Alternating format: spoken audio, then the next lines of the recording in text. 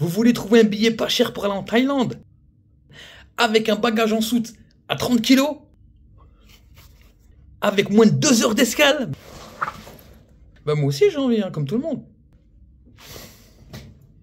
Le billet d'avion pour aller en Thaïlande, c'est la plus grosse majorité du budget pour aller là-bas. Surtout si vous êtes en famille.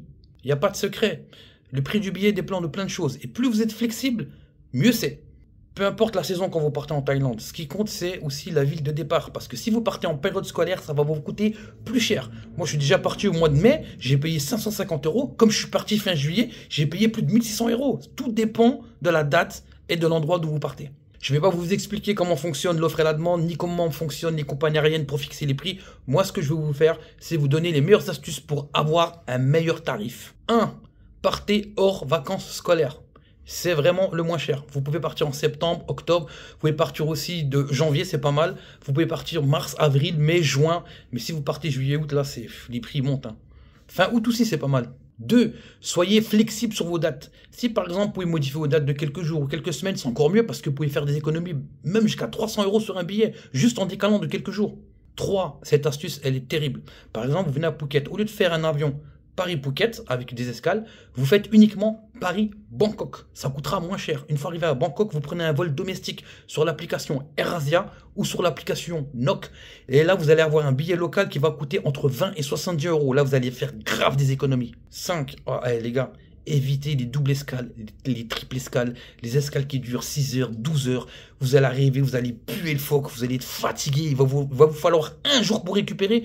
Vous allez perdre 2 jours sur vos vacances. Ça sert à rien. 6.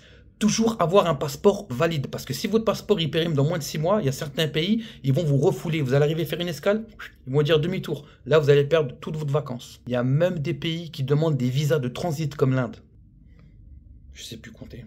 7. Essayez de trouver un vol où vous arrivez le matin. Comme ça, le temps d'arriver à l'hôtel, il va être à peu près midi. Vous avez le temps de poser vos bagages. Et dans la foulée, vous pouvez commencer vos vacances. Vous n'allez pas perdre une seule journée. 8. Alors cette astuce, elle est pas mal. Prenez vos billets avec une carte Visa Premium. Si vous savez, c'est les cartes dorées là. Elles sont très bien. Vous savez pourquoi? Parce que quand vous prenez un billet d'avion avec, automatiquement, vous avez une assurance.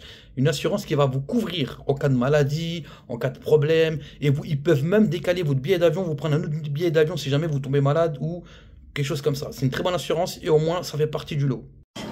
J'ai oublié de rajouter un œuf. Quand vous prenez l'avion dans votre sac, prenez un paquet de lingettes, un t-shirt en coton, un sous-vêtement en coton.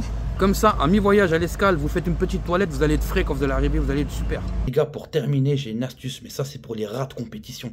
Ça, c'est pour les gens, mais vraiment, c'est les genres de mecs, il éteint sa Freebox quand il sort de chez lui. Ou genre, il prend son téléphone avec sa batterie, il les charge uniquement au travail. Chez lui, il paye pas d'électricité. Ah ben ça, c'est une technique de fou. Il faut diviser votre billet. Par exemple, vous partez, un exemple, hein, vous partez de Paris, vous allez à Rome. Rome, vous prenez un autre billet, vous allez en Albanie. En Albanie, vous prenez un autre billet, vous allez arriver à Istanbul. Istanbul, il y a des billets qui vont directement à Phuket. Ok, vous allez payer votre billet moins de 500 €, mais frérot, tu vas arriver dans le même état que Tuco Ramirez dans le bon, la brute et le truand. Tu seras noir tellement t'es sale et que tu pues. Bref, abonnez-vous parce que là, dans les prochaines vidéos, ça va être les astuces quand vous arrivez à l'aéroport. Et là, ça commence à être super intéressant. Chier!